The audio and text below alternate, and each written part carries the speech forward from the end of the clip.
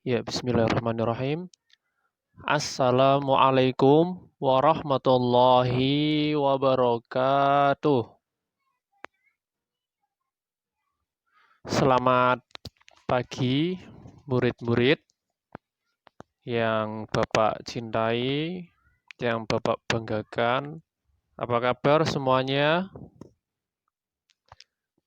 Semoga murid-murid senantiasa sehat, walafiat ya, lahir maupun batin, serta selalu teranugerahi keberkahan. Amin ya rabbal alamin. Ya, kali ini kita akan belajar mata pelajaran fikih tentang khitan. Murid-murid pasti sudah tahu ya apa itu khitan. Dan untuk lebih jelasnya, nanti Bapak akan memaparkan penjelasan tentang khitan. Ya, sebelum kita memulai pembelajaran, kita berdoa terlebih dahulu ya. Berdoa dengan membaca Al-Fatihah dan raditu billah. Semoga dengan kita berdoa, pembelajaran dapat berjalan dengan lancar, sukses, serta ilmunya bermanfaat untuk kita semuanya. Amin ya rabbal alamin. Al-Fatihah. A'udzu billahi minasyaitonir rajim. Bismillahirrahmanirrahim. Alhamdulillahi rabbil alamin. Ar-Rahmanir-Rahim. Maliki yaumiddin. Iyyaka na'budu wa iyyaka nasta'in. Ihdinas siratal mustaqim. Siratal ladzina an'amta 'alaihim ghairil maghdubi 'alaihim waladdallin. Rabbi ghfirli wa liwalidayya amin. Murid-murid udah siap semua ya? Silakan dibuka buku fikihnya di halaman 22, pelajaran 2, yaitu khitan.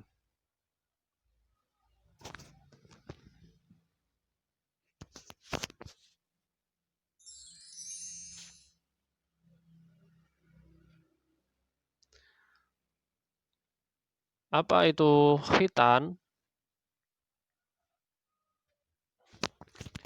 Untuk siswa laki-laki, sepertinya untuk kelas 5 ini sudah khitan semua ya. Bahkan mungkin ada yang dihitankan sejak lahir, mungkin ada. Apa sih khitan itu? Pengertian khitan. Khitan menurut bahasa adalah memotong. Sedangkan menurut istilah, khitan adalah membuka atau memotong kulit atau kuluf yang menutupi ujung kemaluan laki-laki dengan tujuan agar bersih dari kotoran dan suci dari najis.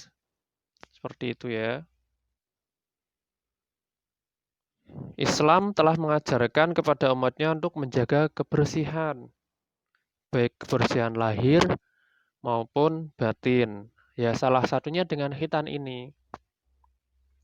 Sebab jika seorang laki-laki tidak dikhitan, maka ketika buang air kecil, maka kotoran air seni itu akan berkumpul di kuluf atau ujung kulit kemaluan laki-laki. Sedangkan air seni itu kan najis ya. Maka wudhu yang menjadi syarat sahnya sholat juga tidak sah. Sehingga sholatnya otomatis tidak sah. Karena itu Nabi Muhammad SAW mengajarkan kepada umatnya untuk berkhitan dan menjaga kebersihan. Ya ada makalah ya. An-nadzafatu minal iman.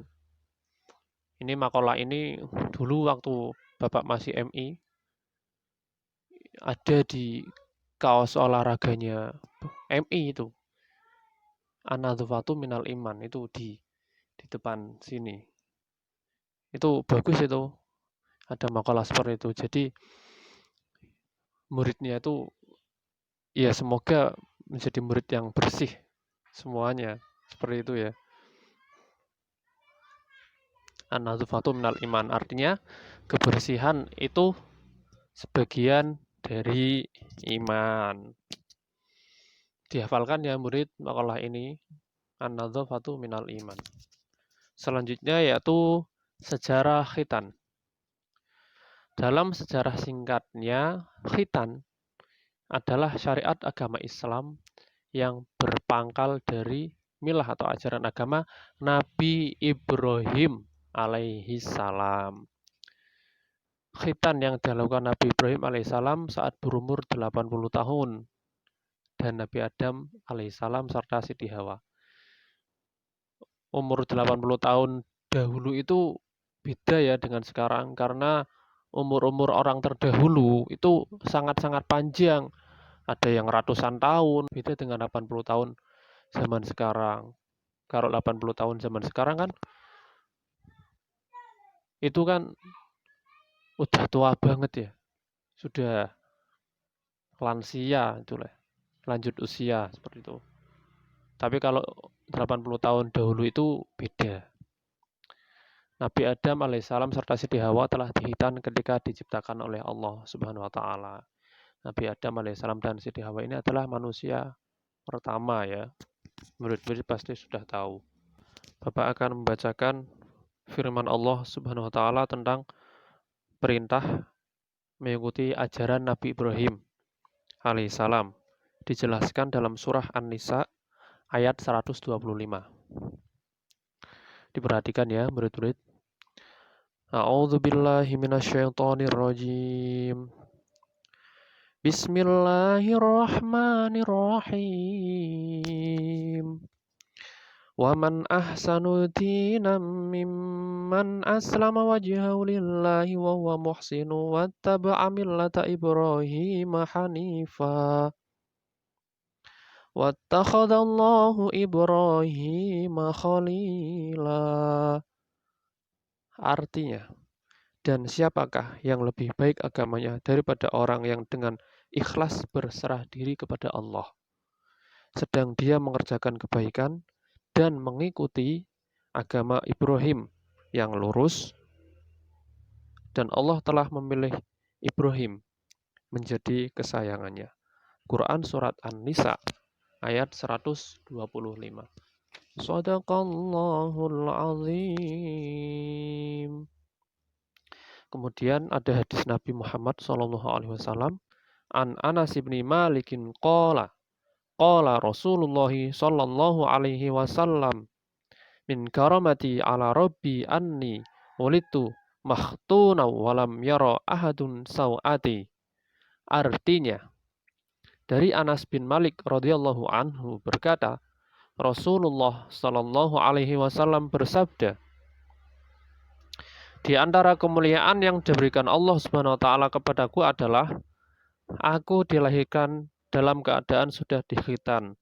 Karena itu tidak ada orang yang melihat aurat atau kemaluanku. Hadis riwayat At-Tabrani. Selanjutnya yaitu hukum khitan. Hukum khitan dalam Islam bagi laki-laki secara fikih adalah wajib. Dan bagi perempuan merupakan sunnah karena suatu kemuliaan. Dengan berkhitan, orang tersebut berarti mengikuti sunnah Rasulullah Sallallahu Alaihi Wasallam. Karena kita tahu Rasulullah adalah khairul khalqillah, sebaik-baik ciptaan Allah. kita menirunya. Semoga kita diakui oleh Nabi Muhammad sebagai umatnya, sehingga kita mendapatkan syafaatnya kelak di hari kiamat. Amin ya rabbal alamin. Kemudian waktu dan pelaksanaan khitan.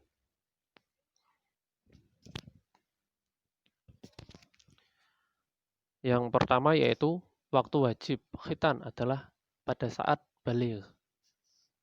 Baligh itu ya sudah besar ya, sudah bisa membedakan mana yang baik, mana yang buruk, yang sudah terbebani kewajiban seperti sholat. Dan apabila dosanya itu sudah ditanggung sendiri, seperti itu ya. Yang kedua yaitu waktu sunnah adalah sebelum baligh. Yang ketiga adalah waktu ikhtiar atau pilihan yang baik untuk dilaksanakan. Adalah hari ke-7 setelah lahir atau 40 hari setelah kelahiran dan juga dianjurkan pada umur 7 tahun. Berarti kalau 7 tahun itu kelas 2 MI ya. Kelas 2 MI itu. Itu adalah waktu ikhtiar, pilihan yang baik untuk sunat. Ya mungkin yang punya adik masih kecil laki-laki gitu. Nanti minta sama bapaknya, Pak ini adik saya disunatkan pada umur 7 tahun saja, kelas 2 MI. Karena setelah saya belajar khitan dengan Bapak Faisal, itu waktu ikhtiar itu yang baik itu salah satunya umur 7 tahun, seperti itu ya. Terus yang ketiga adalah hikmah khitan. Hikmah itu adalah ya maksud mulia. Mungkin bisa dikatakan manfaat ya. Antara lain yaitu yang pertama menjaga kebersihan dan kesucian badan. Jadi orangnya menjadi bersih seperti itu ya. Dan suci. Lalu hikmah yang kedua adalah merupakan tanda kesempurnaan seorang muslim. Jadi kemusliman kita itu menjadi lebih sempurna seperti itu ya. Yang ketiga, menjadikan kemaluan lebih bersih dan mudah membersihkannya. Tidak hanya bersih tapi juga mudah untuk dibersihkan. Terus yang keempat, sebagai ciri pengikut Nabi Muhammad SAW dan pelestari syariat Nabi Ibrahim alaihissalam. Bagaimana kita tahu Nabi Muhammad adalah tauladan kita, suri tauladan kita. Terus yang kelima adalah mencegah timbulnya berbagai macam penyakit. Dengan kita sunat, dengan kita khitan, insya Allah kita akan terhindar dari berbagai macam penyakit. Seperti itu ya.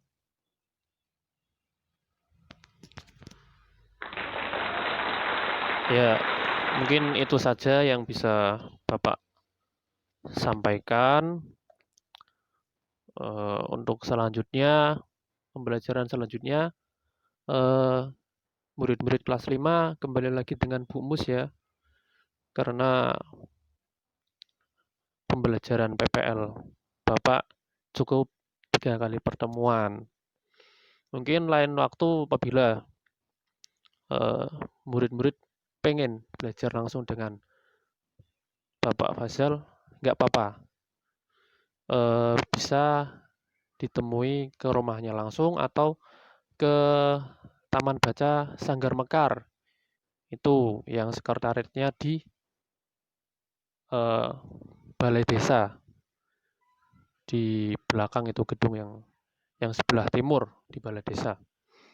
Sanggar Mekar itu setiap hari Jumat ada bimbelnya. Silakan datang saja setiap hari Jumat ba'da asar. Ya untuk kedepannya murid-murid semangat ya belajarnya ya dengan Bu Mus terutama. Apabila diberi tugas dikerjakan, karena dengan kita mengerjakan tugas kita tergolong murid yang tanggung jawab, murid yang pintar, murid yang cerdas. Dan insya Allah apabila kita mengerjakan tugas yang diberikan oleh guru, kita akan didoakan oleh guru sehingga kita menjadi manusia yang sukses, yang berguna bagi nusa bangsa agama ke depannya. Amin ya rabbal alamin. Ya, dari awal Bapak mengajar mungkin banyak salah ya. Bapak mohon maaf banyak-banyaknya. Semoga bermanfaat apa yang Bapak sampaikan. Wallahul muwaffiq ila aqwamit thoriq.